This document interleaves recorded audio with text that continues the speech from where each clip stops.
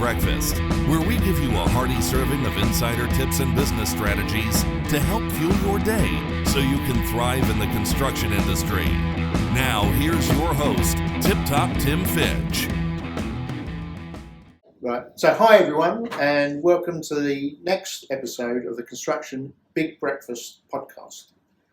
This week, we're in Ottawa, Canada, and I'm sat in the office of Mary Van Buren, who is the CEO of the Canadian Construction Association. So Mary, can you just tell me a little bit about the Canadian Construction Association? Sure. Well, thank you for coming to Ottawa. I know it's your first time here, and it's great to have you in our capital. So Canadian Construction Association is actually just over 100 years old. We had our celebration last November, and our vision is to build a better Canada. So we have 1.5 million workers employed in the industry, and we represent about 7% of GDP. And our goal is to continue the importance that the government places on infrastructure, continue investing in infrastructure, because at the end of the day, that is really what makes our country great, is the ability to connect all the communities together through our infrastructure. Yes, it's very interesting hearing those statistics about the Canadian construction industry, because from a scale point of view, it's very similar in the UK as a percentage of the total economy, 7 or 8%. So some interesting parallels there, which we will come to later. When I looked at your website, there's a number of things that the CCA is involved with to achieve some of those the vision that you've got. One of them was advocacy. Can you just tell us a bit about that? So 2019 is an election year for us, and we've created an election platform for all of our members to rally behind. So, the strength of the CCA does come from all of those employees working in the industry and their family. So on our website, we have 4 themes that we're working on. One is the importance of innovation to the industry. The second is a skilled and diverse workforce. So we're facing a shortage, and I believe Europe as well is facing the same shortage of workers. The baby boomers are retiring, and we don't have enough of the younger demographic coming in. So workforce is critically important for us. A third theme is investor confidence. So we have a lot of big projects, significant projects that touch on environmental sensitivities or land ownership sensitivities, and we saw a major development canceled. So really our message is around Canada has to be a great place to invest in. So how do we help restore that confidence among investors to continue to invest in infrastructure? And last but not least is infrastructure. We're looking at a commitment from the government of a 25-year plan, which we know is ambitious. But we have a lot of land to develop. We have limited resources like other countries, so we've really got to queue it up. And one of the challenges for our members is the boom and bust that happens. So it's fantastic. Governments at all levels will invest and set aside money for infrastructure. And then, depending what's happening, the money doesn't flow or there's less money. And then companies need to lay off their staff. And then in the boom time, hard to get the people, materials are expensive. So really everyone just wants a consistent spending for new infrastructure and for maintenance as well. It's very interesting how you say that, because we've got the very similar debates happening back in the UK. And of course, as it's turned out, as we've been in Canada, it's likely it's going to be an election in 2019, which wasn't planned. So there's lots of parallel situations there. Mary, I also noticed on your website you've got a section there on industrial practices. Can you tell me a little bit about that? Sure. So one of our goals is to help our members adopt the best practices so that they can be more productive and efficient in their businesses. We have several services. One of them is the Canadian Design Build Institute, which has celebrated 25 years. So wow. We've been doing that for quite some time. We also have the Lean Construction Institute of Canada to help our members adopt best lean practices. And we have a bunch of communities of practice across the country. And we have standard documents, so it's a way for the industry to come together and work out what are the collective interests of the industry when they're contracting. So this is like a suite of contracts. Yes, exactly. So That's interesting. So you're the sort of guardians of that. yes, so we work with a bunch of volunteers and we appreciate all their time to make sure that all the interests are reflected in those contracts. That's really interesting. You mentioned earlier you're an advocate for innovation. Of course, that's a section on the website as well. And how do you see the CCA working to improve or inspire further innovation? We work with an organization, it's a separate not-for-profit called the Canadian Construction Innovations, and that falls within my portfolio, so I have a dedicated staff who works on that. And the goal of CCI is to help our members adopt innovation. As you know, that's sort of easier said than done, and one of the challenges that we found is that for recruiting, people don't see construction as innovative. They still see it as, either manual labor or very traditional roles, but what they don't see is all the incredible innovation that's happening behind, whether that's using drones, artificial intelligence. So it's a big opportunity for the industry to attract and retain new tech-savvy workers. It's also a great opportunity to do the kinds of new things that we need to build given the changes in the environment. So new materials that can withstand the freezing and the warmer elements, the winds that are starting to pick up. So the innovation portfolio is something new that we're really starting to get off the ground. And as an industry, Canada, of course, was very, very innovative back in the early 80s because the government introduced the SR&ED program, which, as you know, stands for Scientific Research and Experimental Development, which is a tax credit administered by the CRA. And from our research, we know that it's had a very low adoption amongst the construction sector in Canada. As you spoke in the introduction to our talk, construction is 7 or 8% of the economy, but only gets 1% of the tax credits claimed across all industry sectors. What do you think might be the cause of that? One of the barriers to innovation is who will take on the risk of innovation and who will pay for it. So the contracts tend to be awarded on lowest cost, and when that happens, there usually isn't much margin for the contractor or the owner, even at times, to take on that risk of innovation. So you might want to try a new material or a new process, but you want to share in the risk and the reward among the whole chain. So that's something that still needs to be figured out. The SR&ED tax credits, about 70% of businesses in construction are very small, so 10 and under. So probably not aware of the opportunity to do that. And I would surmise as well that people don't understand what innovation means. They may be thinking that I have to create a new mold or I have to create something brand new, as opposed to continuous process improvement or productivity improvements that they may be able to get the credits for. Well, that's right, because the tax code defines, obviously, what they mean, the CRA mean, by research and development. It's defined in the tax code. There's two key definitions. One is overcoming technological uncertainty, and the other one is dealing with systems uncertainty. Of course, I'm an engineer and spent most of my life doing construction. And of course, when I first read that, it didn't mean anything to me because it's written in tax official speak. Right, obviously, it's written in a particular language, which isn't immediately obvious if you read it as a construction person what it means for you. And I can remember, because we've got a business back in the UK which does this very similar things. The UK tax code is based on, for this particular thing, on the Canadian version. It took me a year to work out what it meant for construction. Because what we've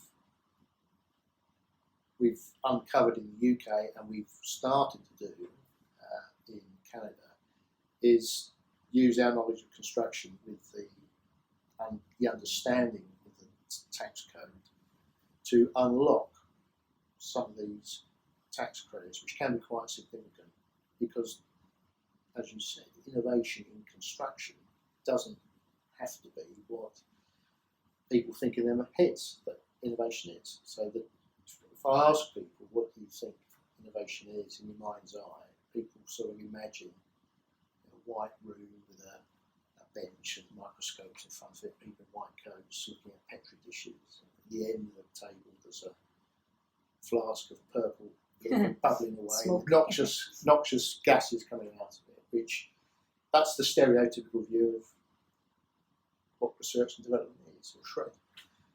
But of course the tax code, it defines it, as I said earlier, and when you understand the construction processes, the design processes, the complexities. And the complexities of it, we know that you can't deliver complex projects without doing some SR&ED or R&D. You have to do it as part of the project delivery. And that's where there's an opportunity, because people in construction overlook it. We're work-a-day sort of people. We just get the job done, we overcome problems, it's show business. And like you said, it's not number one on people's list to figure out the tax code, to really understand it, to go through the process. It's probably a complicated process. There are probably forms to fill out. So I can understand why there would be the barrier, which is why it's helpful to have experts whom the industry can count on to help them do that and build their own comfort knowledge with their innovation processes and what is defined as innovation, and get the credit for the work that they do. That's right. And the great thing about the way the tax code is written is that it's historical. It's what you've done in the past that you claim for, not what you want to do in the future. So you can claim for work that you've done over the past year or two, depending on when your financial year end is, get the money from the CRA, and then use that to perhaps do some of the higher risk innovations that presently you can't fund as a business. It's risky to fund it. So I suppose that's the message I'd like the listeners and viewers to get, is that there's work that you've already done which the CRA recognises as SR&ED, and they will pay you the tax back or give you a credit for future tax, depending on what your accountant tells you to do, so that you can fund some of these other new technologies and innovations that you might want to adopt, like the drones, like the new materials. Software, automation. Whatever it might be. But this money's there for the construction. For the construction industry to get hold of. And you're entitled to it if you've done the work. So the only real barrier is how do you get it? And that perhaps brings us to why we're in Canada and why we're in your office, Mary. Because what we're in the process of doing is forming a partnership to the CCA and the CCI to become channels for the advocacy of claiming your just tax credits, so that you can then fund further innovation investment going forwards in the future. Yeah, so we're really excited about that. We think it's a great opportunity for the marketplace. Certainly our members are asking, how can we finance our innovation? And I think this is an obvious thing for them to do, and to work with partners like yourselves who have the expertise, who understand construction, in order to get the credits that they deserve. So we're really excited about this, and working in partnership with our local construction associations as well. Yeah, and of course we're excited as well. Otherwise we wouldn't have travelled all this way to your wonderful city. I'm afraid we won't rain with us, but yeah, we see there's a tremendous opportunity for the Canadian construction industry to finance new developments, take on new technologies, using what is actually a very tried and tested process, because Canada led the way. I mean, the irony of it is it innovated the tax incentive, which has been adopted by 30 or 40 countries around the world back in the early 80s. Right. UK was a slow adopter. We didn't pick it up until 99. So the process itself is well established. The CRA have been paying this money out for 35 years now. But what we've done is, rather than come at it from an accountancy perspective, we come at it from a construction perspective. So I'm an engineer. Ben, who sat over there, is a procurement person. We've got architects in the team, lots of engineers of different types, people with different experiences in various different construction and consultancy businesses. So we can, for our clients, understand what they've been doing in the past year or two,